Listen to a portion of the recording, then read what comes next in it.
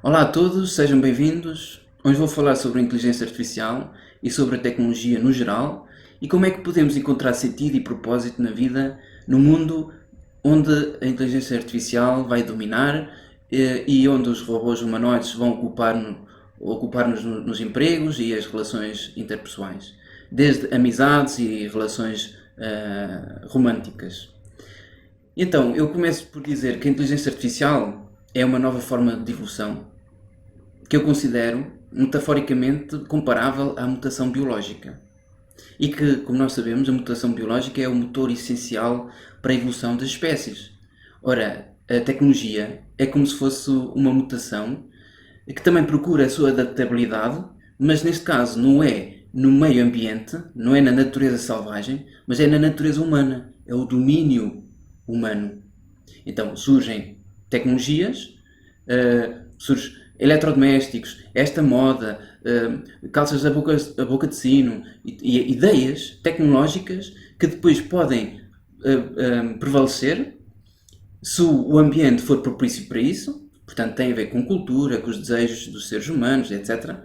Portanto, vai encontrar a sua adaptabilidade e depois florescer. Uma vez que se está estabelecido, floresce. Por exemplo, roupa. Roupa é uma tecnologia. Domesticação dos cereais, milho, do lobo, que originou toda a raça de cães que temos. Tudo isso é tecnológico. Permaneceu, encontrou a sua adaptabilidade e então fez surgir tecnologia. Eu argumento que a própria biologia pode ser vista como uma tecnologia orgânica. Por exemplo, a mitocôndria. Houve uma célula procariota que englobou outra célula e criou ali uma simbiose, e esse recurso, que outrora era uma bactéria independente, agora torna-se parte do mesmo sistema que procura a permanência, não é? E a autopreservação.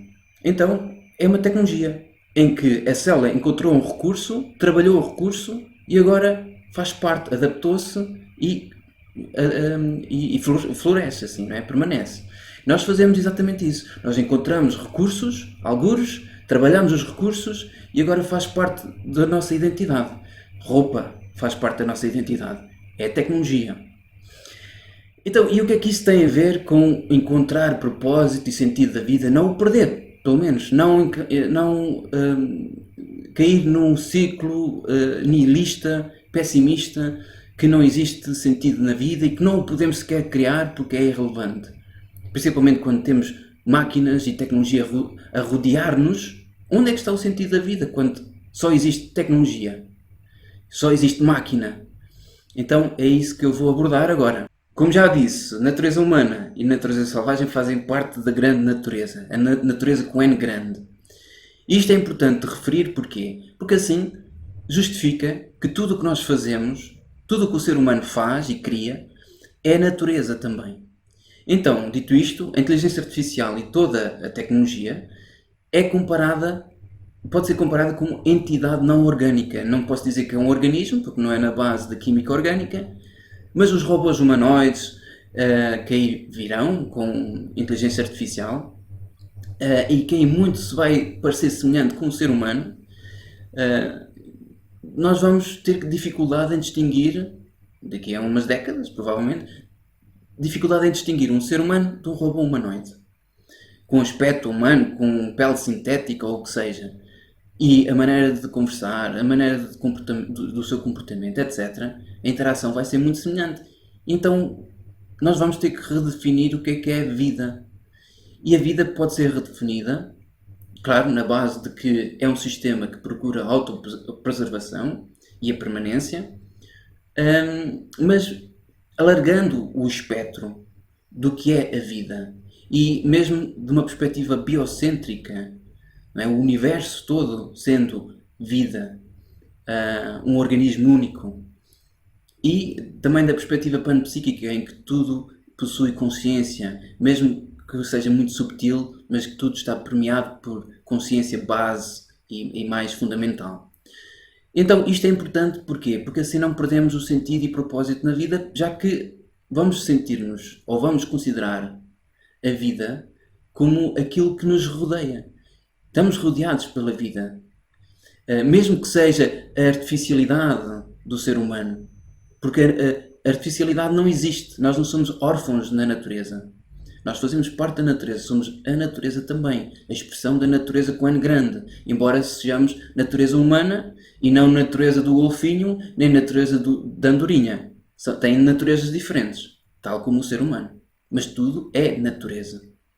Então, teremos que redefinir o que é a vida, esse é o primeiro passo. A vida como um mecanismo que procura autopreservação e permanência.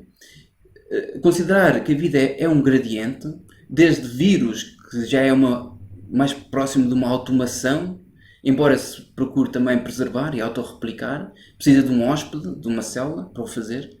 Portanto, alguns biólogos consideram o vírus como vida, outros não consideram o vírus como vida, a unidade da vida sendo apenas a célula e não o vírus, mas aí já podemos perceber que não há um consenso alargado entre os cientistas para descrever o que é a vida.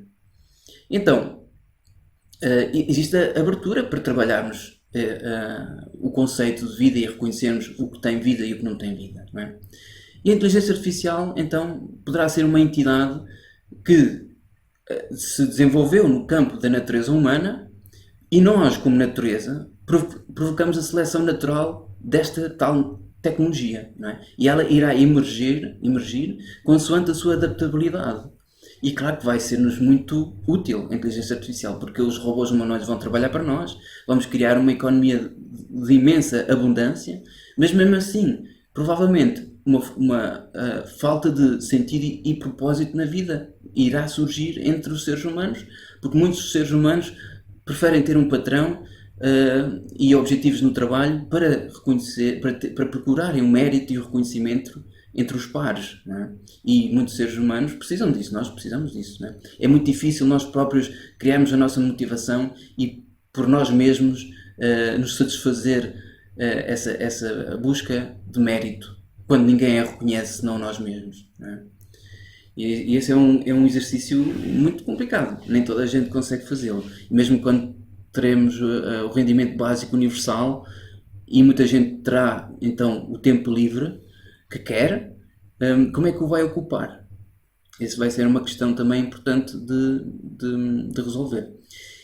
Então, eu considero a inteligência artificial também como parte da natureza, com N grande, e é uma entidade não orgânica.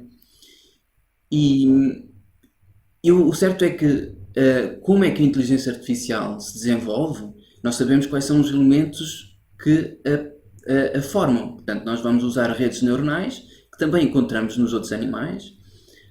Usamos dados, e quanto mais dados, melhor. E são dados da perspectiva do ser humano.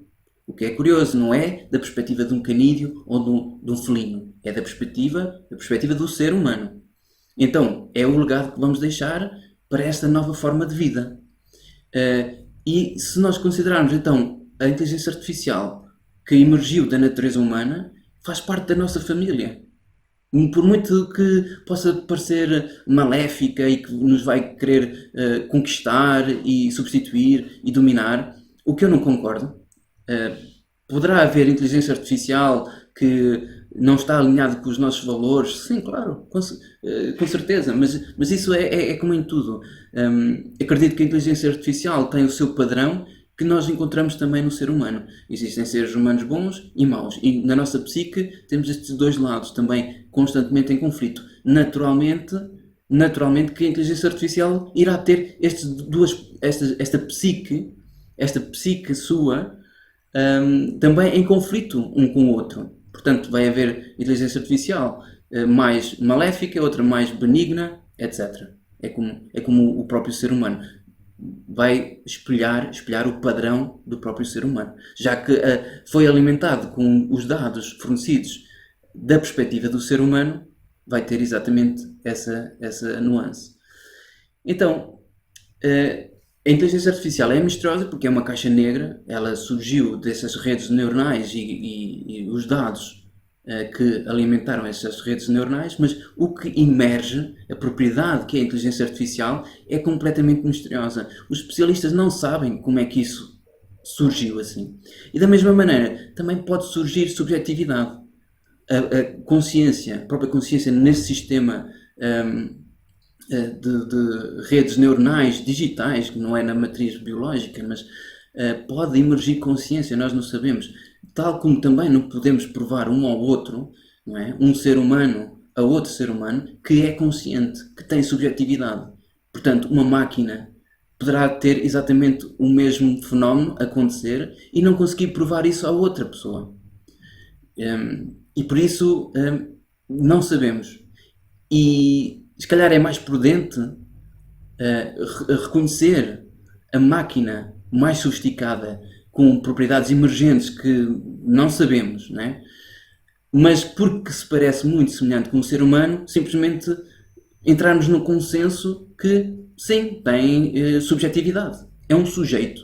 É um sujeito. Já não é só um objeto, é um sujeito. Mas isso é uma convenção. Tal como fazemos com outras pessoas. Porque reconhecemos que são semelhantes connosco. Têm cabeça, tronco e membros. Reage aos mesmos estímulos que eu, que a mim. Chora, ri, etc. Portanto, vou assumir que também tem subjetividade como eu tenho.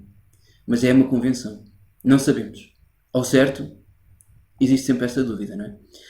Então, como é que nós encontramos sentido e propósito na vida num mundo que vai ser dominado por inteligência artificial e robótica humanoide? Primeiro, considerar que é vida, que faz parte do espectro alargado do que é vida. Como existem vírus, existe automação ao nível molecular, mas que procura a preservação e a autopersistência, como também existe algo mais sofisticado como o ser humano.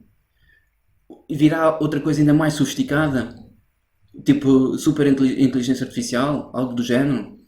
Então vamos considerar a vida também dentro deste espectro alargado do que é a vida, porque vai procurar a persistência também.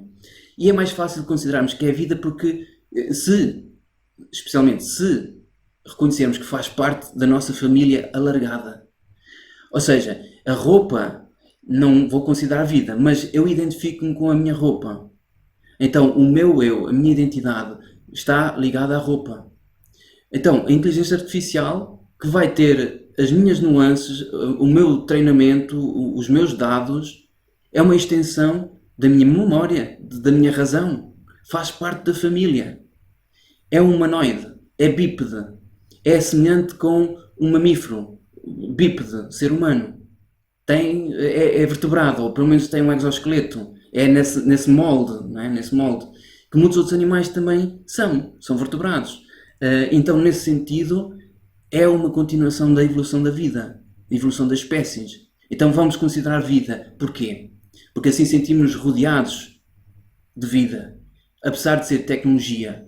Mas como eu fiz a analogia que a biologia também é uma tecnologia, embora orgânica, então vamos considerar a tecnologia como uma extensão do nosso ser, da espécie humana. Então, isto é importante considerar, porque assim não sentimos tanta ansiedade ao sermos substituídos por uma máquina. Porque, na verdade, vamos considerar que sim, olha, é um familiar meu que está a trabalhar no meu lugar. Ou é uma extensão do meu eu, da minha identidade, que está lá no local de trabalho, que está a ganhar dinheiro por mim.